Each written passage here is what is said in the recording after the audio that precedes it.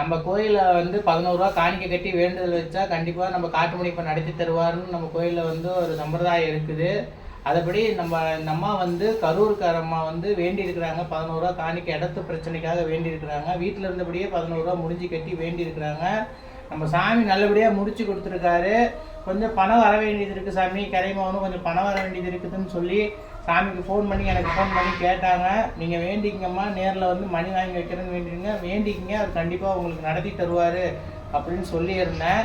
அது சொல்லி ஃபோன் வச்சவா அப்போவே பணம் வந்து செட்டில் பண்ணிட்டாங்க அப்படின்னு சொன்னதுனால அந்த அம்மா மணி வாங்கிட்டு வந்திருக்கிறாங்க.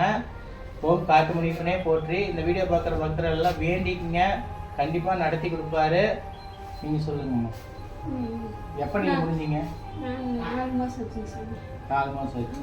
4 மாதத்துக்கு முன்னாடி முடிச்சிருக்காங்க. கண்டிப்பாக அவர் நடத்தி 4 மாதத்துக்கு முன்னாடி முடிச்சுங்க சாமி. 5வது நாளே முடிவாயிடுச்சு.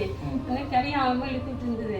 இப்போ போன புதன்கிழமை கரையும் ஆச்சுங்க சாமி. இன்னும் கொஞ்சம் பணம் கைக்கு வரணும்.